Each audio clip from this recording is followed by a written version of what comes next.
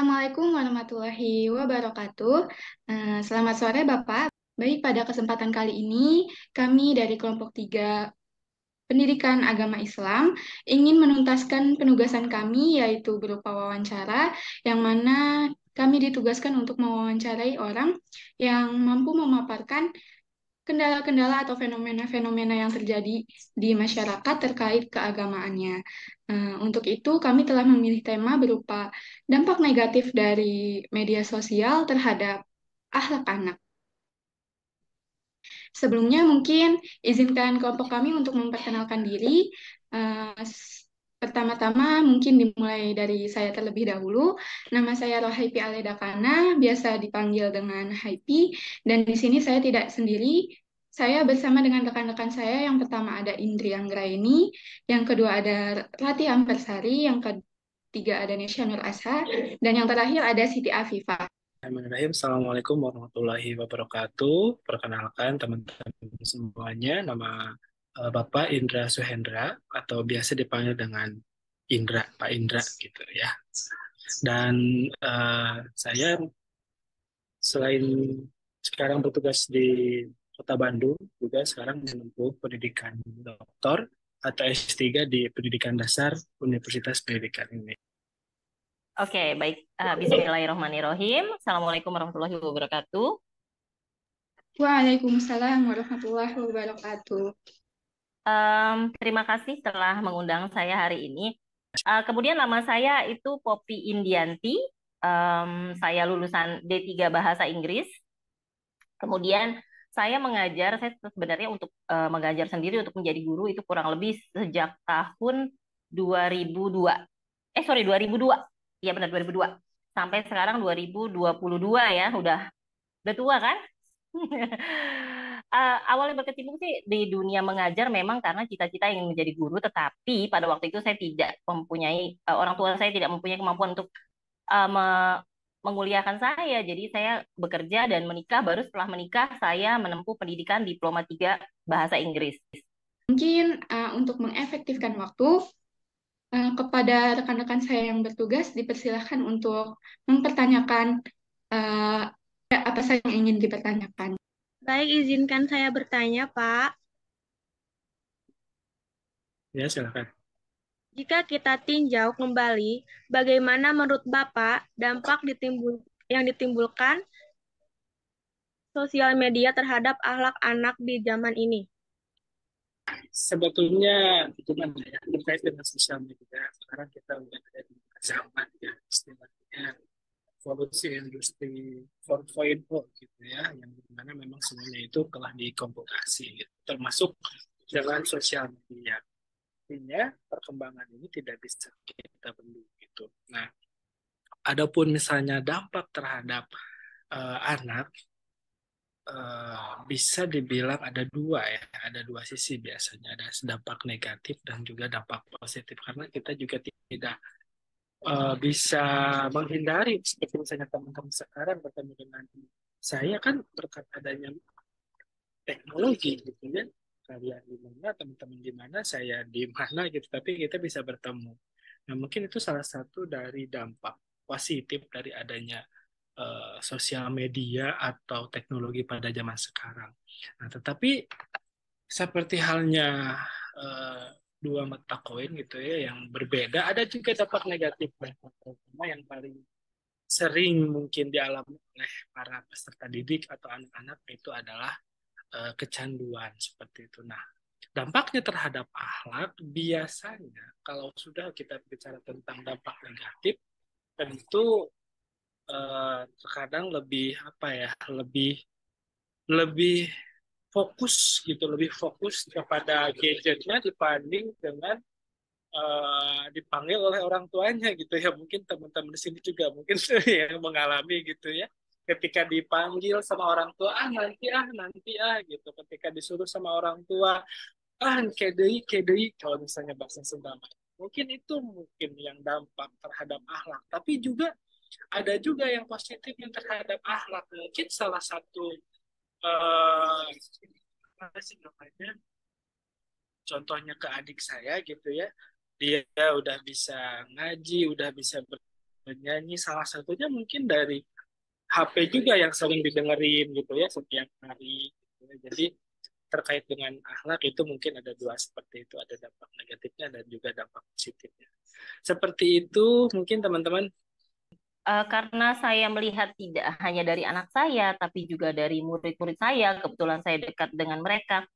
eh, Memang kita tidak bisa menahan derasnya ya informasi dari sosial media. Itu apa saja ada. Beberapa sosial media memang tidak ada filternya. Itu yang memang kita khawatirkan. Tentunya peran sih, peran pertama dari yang paling penting itu adalah keluarga. Sebelum kita menyalahkan lingkungannya, sebelum kita menyalahkan sekolahnya, peran pertama itu keluarga. Seberapa sering kita membiarkan mereka menggunakan sosial media.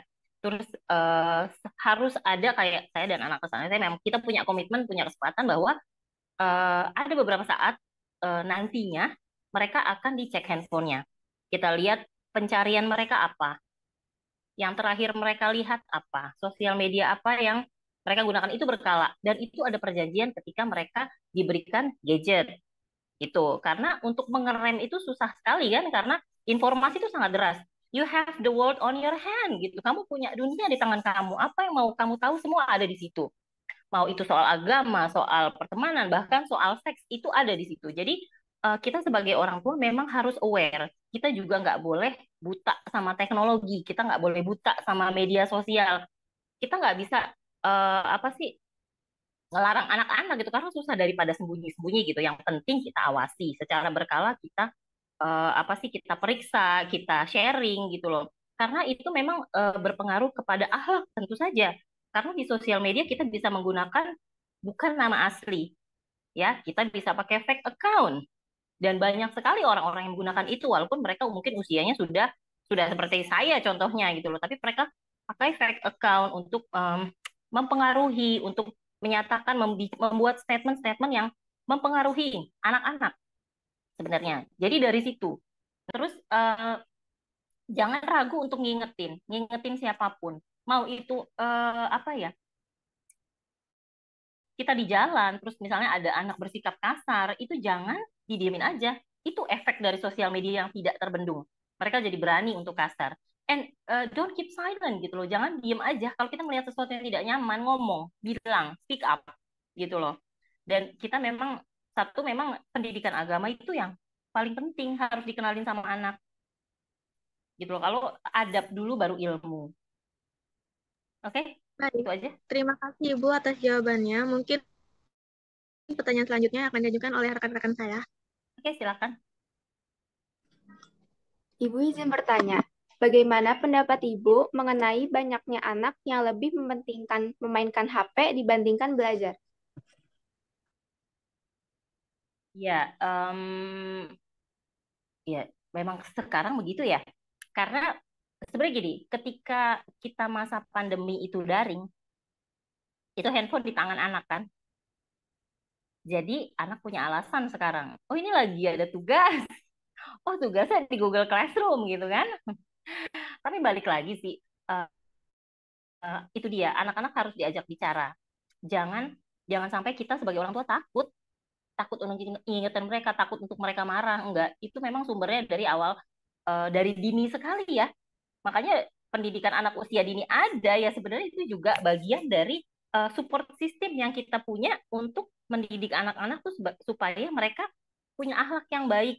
Nah, agar mereka tidak kecanduan sama handphone dari awalnya, usahakan mereka main-mainan interaktif yang langsung seperti mereka main puzzle gitu kan. Memang ketika mereka saya bilang tadi seperti mereka di taman kanak-kanak atau di SD, penggunaan handphone itu dibatasi dan punya orang tua. Kalau saya baiknya begitu. Mereka belum dikasih handphone sendiri. Anak-anak saya juga pas SMP baru dikasih. Kalau SD enggak, karena itu dia mereka belum bisa mengontrol dan akan menjadi habit. Jadi kalau SMP baru mereka diajari tanggung jawab untuk menggunakan handphonenya. Kalau anak-anak sekarang memang lebih fokus ke situ gitu loh. Dan orang tua juga harus aware sih kalau memang anaknya sekiranya harus dikasih pembatasan untuk penggunaan handphone sih ya ngomong aja. Maksud saya emang harus diomongin. Oh ini dan punya alasan. Jangan nggak boleh. Kenapa? Pokoknya nggak boleh. Nggak bisa begitu kan? Ya nggak bisa begitu. Kita harus punya alasan. Oh ini karena tugas kamu belum selesai. ini karena kamu masih banyak PR nggak? Oh coba lihat kamar kamu berantakan gitu. Jadi dikasih alasan, ayo dirapihin dulu yuk, ayo kita kerjain dulu yuk gitu. Dan kita jadi orang tua juga jangan, udah pokoknya kerjain tugas selesai nanti handphonenya mama kasih lagi. Nggak boleh gitu gitu. Jangan otoriter juga gitu loh. Harus diajak ngomong, komunikasi itu penting buat saya. Walaupun mereka anak-anak, mereka punya perasaan loh gitu. Mereka bisa sakit hati, mereka bisa malu gitu. Jadi memang harus ada komunikasi yang baik. Itu aja sih kalau dari saya. Pertanyaan selanjutnya, menurut Bapak, apakah HP itu penting bagi anak untuk meningkatkan prestasi belajarnya? Tolong jelaskan alasannya. Oke, nah menarik pertanyaannya ya. Kalau menurut saya penting karena ke depan itu kita itu tidak bisa menghindari apa yang disebut dengan perkembangan teknologi gitu ya. Yang salah satunya adalah HP atau smartphone. Nah nanti anak saya ke depan tentu akan lebih canggih lagi gitu ya. Nah saya sepakat bahwa HP itu dapat meningkatkan prestasi belajar karena melalui HP informasi lebih terbuka. Dunia itu lebih mudah dijangkau. Kita ada YouTube, kita ada Google, kita ada masih banyak aplikasi-aplikasi di Play Store atau di App Store-nya yang dapat mendukung pembelajaran, meningkatkan kemampuan berpikir kritis, kreatif, gitu. Karena eh, saya juga merasakan salah satu kemampuan berpikir matematis gitu ya atau menemukan pola itu mungkin saya dapatkan dari dulu gitu ya dulu game mungkin atau misalnya bermain game-game yang mengasah otak dan sebagainya gitu. Nah, itu mungkin salah satu yang pendapat saya tentang mendukungnya HP untuk meningkatkan prestasi belajar. Tapi HP yang seperti apa dulu gitu, penggunaan HP yang seperti apa dulu, yaitu tadi atas dasar kontrol dari orang tua. Gitu. Kita itu harus lebih pintar daripada anak gitu, jangan sampai gitu, anak lebih pintar daripada kita tidak bisa kontrol gitu. Karena banyak dilema dari orang tua tidak bisa kontrol karena anaknya lebih pintar daripada orang tuanya. Coba kalau misalnya orang tuanya lebih pintar daripada anak, pasti ada cara gitu ya dan saya juga menemukan cara untuk mengontrol HP anak dari jarak jauh mungkin ya. Baik, Bapak, terima kasih Mudah-mudahan atas dapat jawabannya. juga ya. Sama-sama. Ya, untuk pertanyaan selanjutnya akan dilanjutkan oleh rekan saya. Baik, Ibu, sebelumnya izin bertanya, bagaimana cara Ibu mengatasi anak yang sudah terkena dampak negatif dari bersosial media? Ya, apa ya? Saya nggak bisa membayangkan juga ya. Tapi kalau sudah kena sih memang sekali lagi diajak ngomong karena komunikasi itu kuncinya. Jadi jangan orang tua tuh kan sekarang banyak ya. Kalau zaman saya dulu ketika saya punya anak-anak kecil tuh nggak ada yang ngajarin saya parenting. Iya nggak? Sekarang orang tua sekarang cerdas kok sebenarnya. Handphone ada. Eh, Seminar parenting itu banyak. Gimana cara mendidik anak, gimana cara menyesuaikan diri sebagai orang tua dengan perkembangan zaman dan teknologi itu sebenarnya banyak. Jadi kalau sampai anak sudah terkena pengaruh negatif ya satu-satunya cara kembali lagi ke support system pertama yaitu orang tua. Komunikasikan lagi dengan baik. Rombak lagi apa ya? Eh, Cara orang tuanya untuk apa sih? Untuk mengizinkan anaknya untuk menggunakan sosial media, dibatasi, diawasi gitu loh. Itu dia peran serta orang tua itu penting banget. Ya mau nggak mau ya harus diawasi gitu. Mau dia masih SD atau SMP gitu loh. Kalau sudah terlanjur terkena ya memang harus diawasi. Oke baik ya. Jadi agak sulit sebetulnya untuk pertanyaan ini luar bagus ya.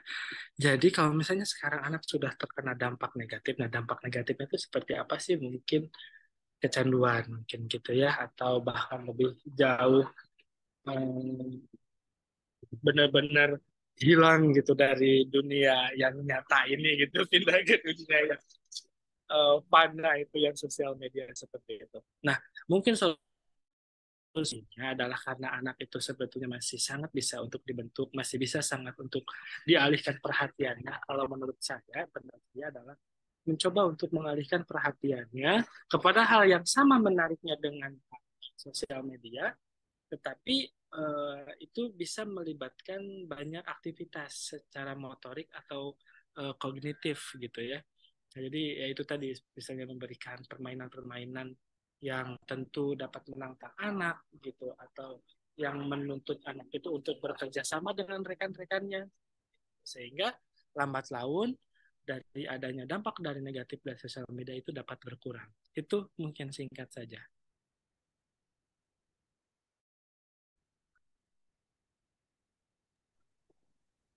Baik, Bapak, terima kasih atas jawabannya. Yang terakhir nih, Pak, bagaimana sih solusi Bapak untuk membatasi anak agar tidak terlalu kecanduan bermain media sosial? Hmm, Oke, baik. Saya akan bercerita salah satu metode dari rekan saya gitu ya, yang saya juga sangat tertarik. Jadi dengan anak itu udah komitmen gitu, ada reward dan juga ada punishment. Contohnya apa sih kalau reward itu? Jadi misalnya ini menarik ya, mudah-mudahan teman-teman bisa apa namanya menyerap informasi ini. Jadi metode metodenya itu adalah di dalam keluarga itu ada istilahnya voucher gitu. Kalau misalnya anak itu menyapu lantai, dapat voucher. Kalau misalnya anak itu mencuci motor, dapat voucher. Kalau misalnya anak itu membantu ibu, dapat voucher. Tetapi ketika anak itu melanggar, misalnya tidak sholat, vouchernya diambil. Ketika misalnya dia tidak mengaji, vouchernya diambil. Nah, vouchernya itu untuk apa sih?